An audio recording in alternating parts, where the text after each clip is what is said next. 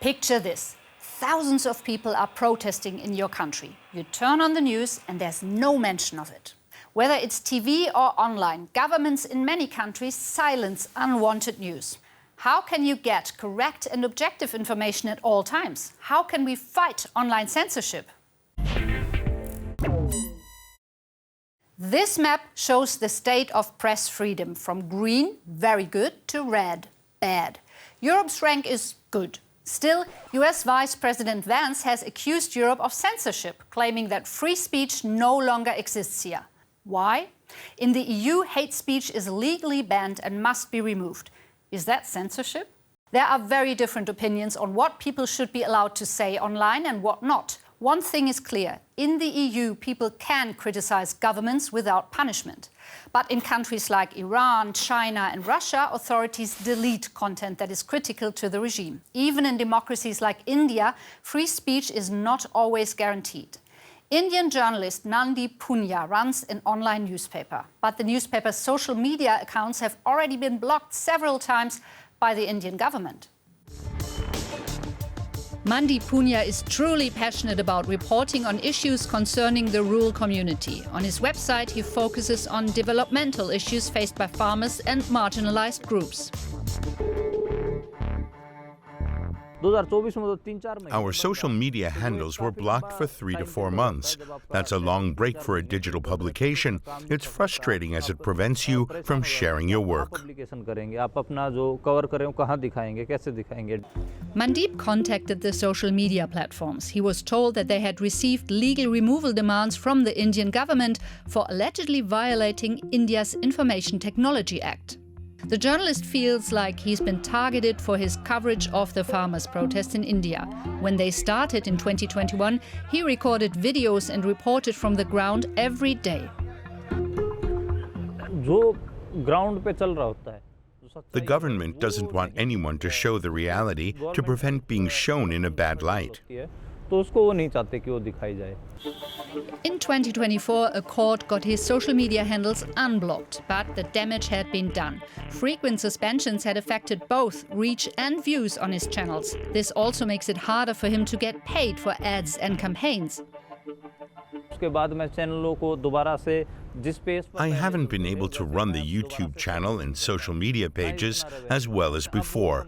The revenue has also gone down. It's very hard. We used to be a team of 3 to 4 people, but I'm alone now. It's not just critical journalists like Mandeep who are targeted. Activists are also put under immense pressure. The role of social networks and the companies behind them is complicated. Companies like X, Google and Meta sometimes follow the laws, no questions asked, which is why we can't see all content everywhere online. But how does blocking content actually work? Every time we connect to the internet, data gets sent. Hang on, let's try this instead. Imagine a parcel with an address and sender info. Our parcels need to cross several, let's call them checkpoints. The internet's postal service consists of routers or servers. In this system, there are many loopholes where governments can interfere. In terms of how governments restrict access to information on the internet, I would say they can act at 3 different levels. This is Arturo Filasto from the Open Observatory of Network Interference. With colleagues, Arturo monitors internet censorship and also knows the 3 most common strategies for internet censorship used by governments. They can either interfere at the level of, let's say, the internet's address book, DNS, so they can choose to give you wrong directions in terms of accessing a particular site.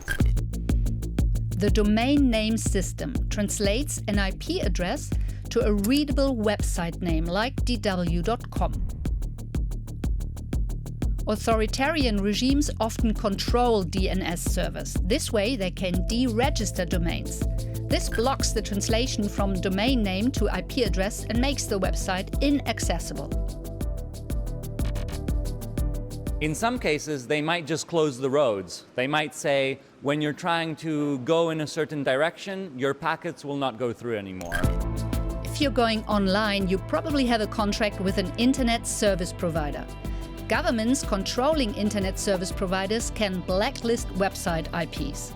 When you try to access a website, surveillance computers check whether the site has been blacklisted. And if it is on the blacklist, the ISP blocks the connection.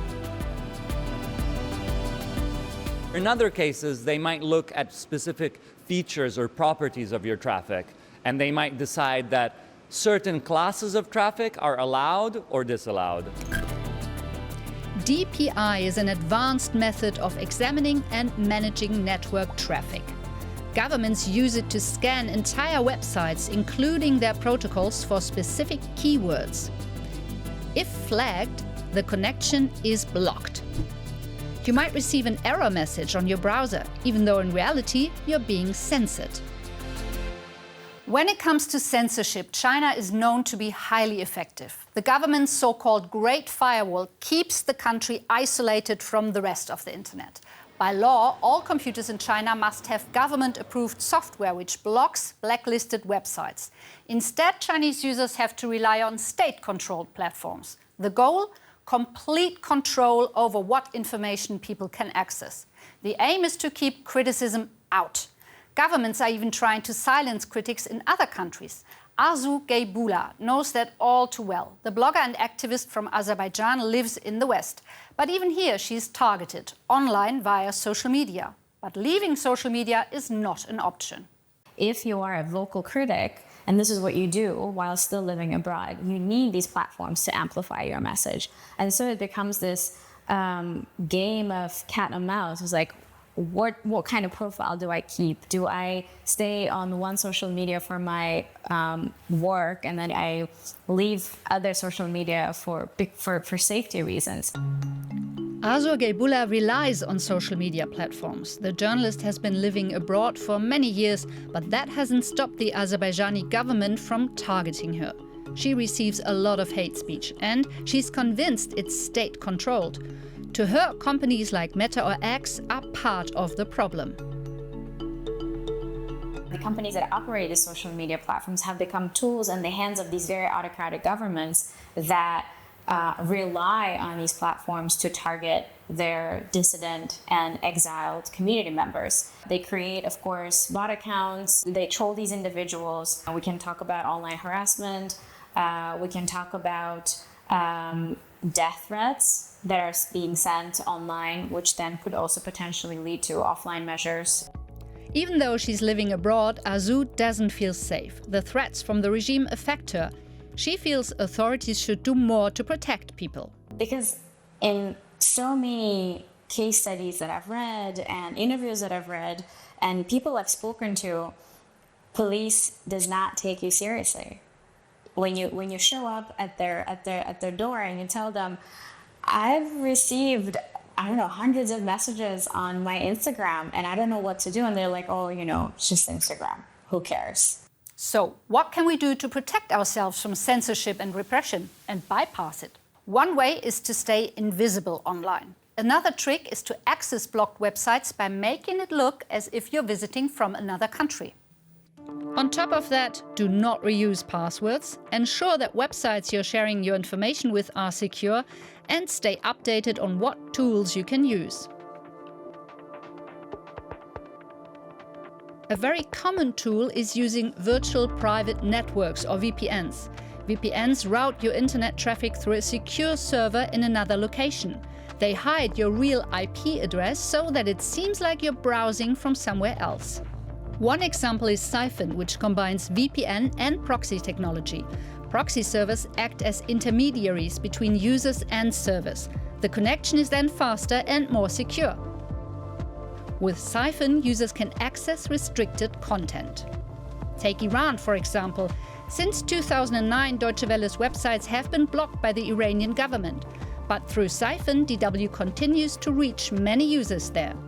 In September 2024, our website was accessed from Iran 3 million times. 75% of those visits were enabled through the DW Siphon app.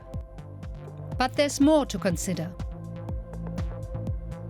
You should also worry about not being tracked. And there are a lot of things that can lead to you being tracked even if you are using a VPN. So my recommendation to you would be to use something like Tor.